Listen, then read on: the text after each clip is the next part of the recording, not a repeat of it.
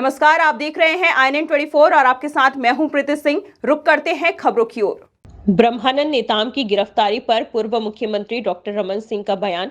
POCSO act के तहत 24 घंटे में कार्यवाही की जाती है। 3 साल तक झारखंड की पुलिस इंतजार करती रही। कांग्रेस हार के डर से कार्यवाही कर रही है। पूरी घटना राजनीति से प्रेरित है। चुनाव में हार को देखते हुए लिया गया कदम है।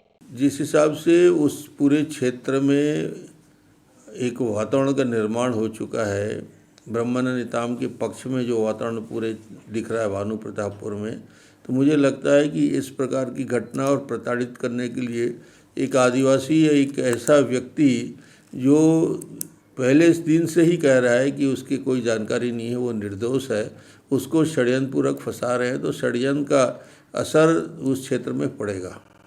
सीएम भूपेश बघेल के बयान पर पलटवार करते हुए कहा कि षड्यंत्र का आरोप इसलिए लगाया जा रहा है क्योंकि 3 साल तक आखिर क्यों गिरफ्तारी नहीं की गई, कोई नोटिस, सूचना, एक भी समन जारी नहीं किया गया। गलत हो रहा है, इसका विरोध भारतीय जनता पार्टी करेगी। मुझे लगता है कि ये पूरा का पूरा प्रकरण 2019 का और 2019 से लेकर 20, 21, 22 मान लो ये पॉस्को एक्ट में कार्रवाई करने की है, तो ये तो 24 घंटे के अंदर कार्रवाई होती है। 3 साल तक झारखंड की पुलिस इंतज़ार करती रही और पहले एफआईआर में जिस व्यक्ति का नाम नहीं था, बाद में जोड़ने का प्रयास किया गया, बयान पे नाम लिया गया।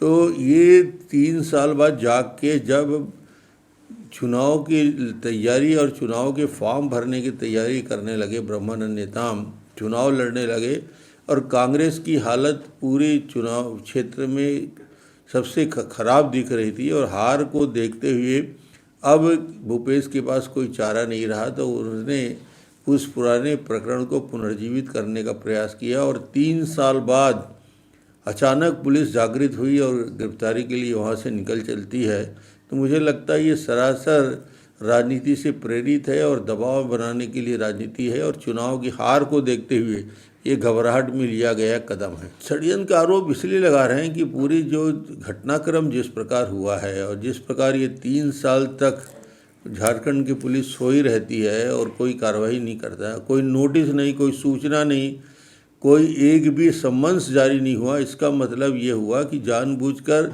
अचानक चुनाव के फॉर्म भरने के बाद ही जागृत हुई है। तो ये सरासर गलत है और गलत है तो उसका विरोध करने के लिए भारतीय जनता पार्टी प्रजातांत्रिक तरीके से करेगी। ईडी-आईटी के सीएम बघेल का बयान पर कहा, इतना बड़ा कोल घोटाला ईडी ने प्रमाणित किया है। आज तक किसी मुख्यमंत्री ने एक साथ इतने ट्वीट नहीं किए हैं। इतनी बेचैनी और घबराहट क्यों है? ईडी अपनी कार्यवाही कर रही है। इतना बड़ा कोल घोटाला ईडी ने प्रमाणित किया है, दस्तावेजी प्रमाण है। लोगों को अरेस्ट पे अरेस्ट हो रहे हैं, आधे लोग जमानत पे हैं और न जाने कहाँ कहाँ से जब रिमोट कंट्रोल का बटन दबता है तो भूपेश जी 6 ट्वीट एक साथ करते हैं। आज तक किसी मुख्यमंत्री को किसी विषय में 6 ट्वीट करते नहीं देखा। इतनी बेचैनी, इतनी घबराहट क्यों? और सवाल ईडी है तो ईडी अपनी कानूनी कार्रवाई करने की प्रक्रिया कर रही है, पूछताछ कर रही है। पूछताछ में यदि किसी को आपत्ति होगी, शिकायत होगी तो अपनी शिकायत कर सकता है। आज तक कोई लिखित में शिकायत नहीं हुआ, सीधा मुख्यमंत्री तक शिकायत पहुंचती है, ऐसा लगता है। हमारे चैनल को लाइक, शेयर, कमेंट और सब्सक्राइब कर बेल आइकन को दबाना ना भूलें।